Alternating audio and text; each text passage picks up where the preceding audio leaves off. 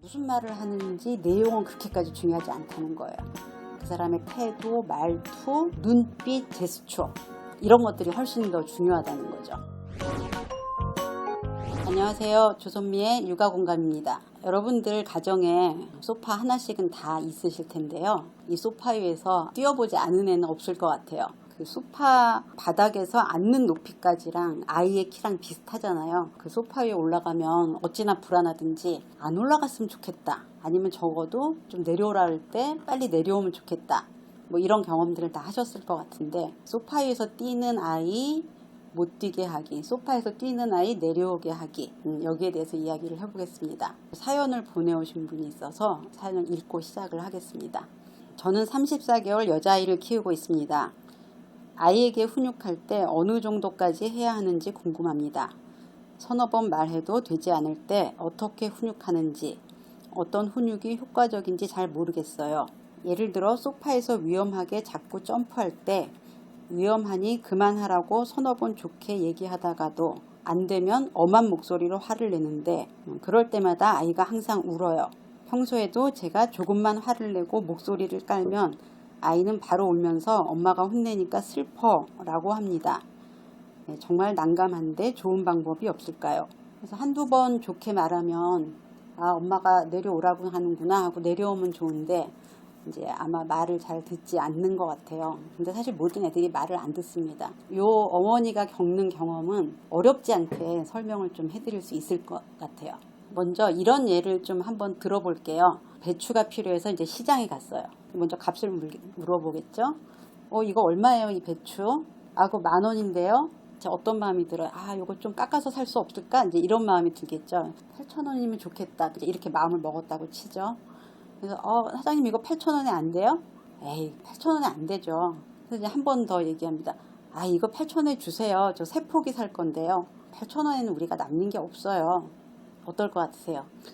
그 무수히 시장에 가본 경험에 의하면 요 정도면 이게 남는 거 없는데 하고 이렇게 비닐에다가 싸주는 그 타이밍입니다. 별 반응이 그 다음 행동으로 이어지지 않으면 24,000원에 갖고 갈게요. 3개 그거 싸주세요. 이렇게 얘기를 이제 하면서 흥정이 마무리가 됩니다, 보통은. 근데 내가 이제 다 됐구나 라고 생각했는데 갑자기 그 사장님이 내가 안 된다고 그랬잖아요. 뭐 이렇게 얘기를 들으면은 자, 여러분 마음이 어떨 것 같으세요? 약간 끝에 할 수 없죠 라는 말이 있을 것 같은데 난 들은 것도 같아. 거의 그런 기색이었어 라고 하다가 화를 벌컥 내면 억울하고 좀 화도 나고 그렇죠. 줄 것처럼 그러다가 왜 그래? 이제 이런 마음이 드실 거예요. 뭔가 일이 이렇게 굴러가다가 이렇게 확 어그러진 느낌이 듭니다.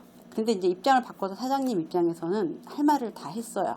이렇게 안 된다고 2번, 3번 얘기했는데 자기가 말한 가격에 이 배추를 막 갖고 갈라 그래. 그래서 나는 화를 냈어. 근데 손님 입장에서는 줄 것처럼 그랬는데, 양쪽의 얘기를 들어보면 둘 다 얘기가 맞는 것 같아요.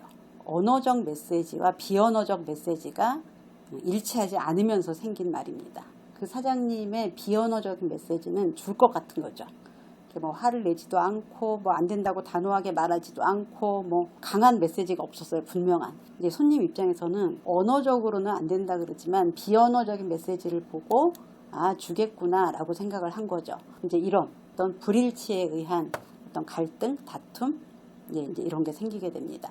이런 원칙은 어른들 간에만 있는 게 아니고요. 부모하고 아이 사이에도 마찬가지로 적용이 됩니다. 아이가 뛰니까 뛰지 마 라고 이제 얘기를 했어요. 2-3번 얘기해도 얘는 듣지 않고 정색을 하니까 이제 얘가 이제 울었다고 했잖아요. 자, 그럼 그 상황에서 어떤 일이 일어났는지 아까 그 손님과 사장님 사이처럼 한번 해볼게요. 재밌어 하고 뛰는데 엄마가 조심해, 다치지 말고 내려와. 한번 음소거를 하고 제 표정만 보세요. 물론 뭐 제 표정이 이렇게 다정하진 않지만 엄마의 얼굴을 보니까 부드럽게 다정해요. 이제 그만하고 밥 먹자. 엄마랑 저기로 갈까?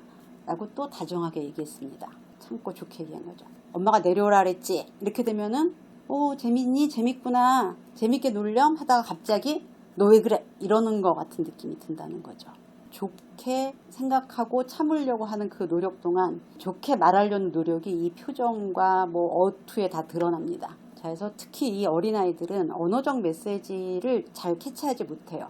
사실은 모든 사람들이 감정이 포함된 의사소통을 할 때 비언어적 메시지를 80% 정도 본다고 합니다.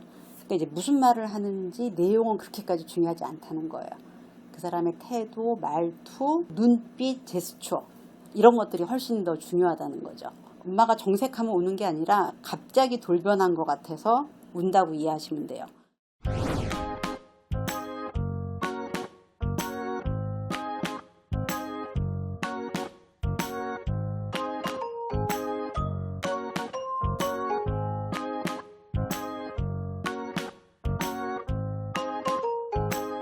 자, 그러면 이제 어떻게 해야 되느냐?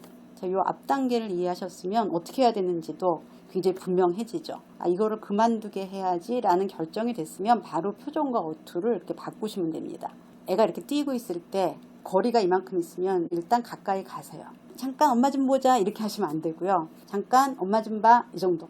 둘 중에 하나겠죠. 뭐 계속 뛰든지 아니면 이렇게 잠깐 멈춰서 엄마를 보든지. 자, 그럼 그 기회에 어깨를 한쪽 잡고 한쪽 손으로는 손을 잡고 자, 이제 그만 뛰고 내려와 이렇게 하시면 돼요. 그러니까 훈육을 할 때 목소리와 평소 목소리 한 중간쯤으로. 엄마가 돌변한 게 아니라 다가왔죠, 멈추라 그랬죠, 내려갔죠. 조금씩 흥분도 가라앉히고 활동도 줄었기 때문에 이런 방식으로 하는 게 엄마한테도 갑자기 이렇게 화가 나는 그런 일이 없고 아이도 갑자기 놀라거나 화를 낸다고 느끼지 않는 좋은 훈육 방법입니다. 근데 이제 물론 이제 싫다고 그럴 수는 있어요. 더 뛸 건데 라고 할 때는 목소리를 높이지 말고 이렇게 손에 조금 더 힘을 주시면 돼요. 아니, 지금 내려와. 3 내지 5초 그냥 이렇게 쳐다보고 가만히 있어 보세요. 그러면 아이는 놀고자 하는 흥분 정도가 식으면서 본능적인 판단, 엄마 말을 따라야 된다는 여러분들이 한번 이거 해보시고 효과가 좋았는지 효과가 없었으면 어떻게 없었는지 하는 걸 올려주시면 제가 그거를 보고 또 후속타를 준비를 할 수 있을 것 같아요. 한번 집에서 꼭 해보시고요. 여러분은 좋은 부모라는 점을 항상 잊지 마세요.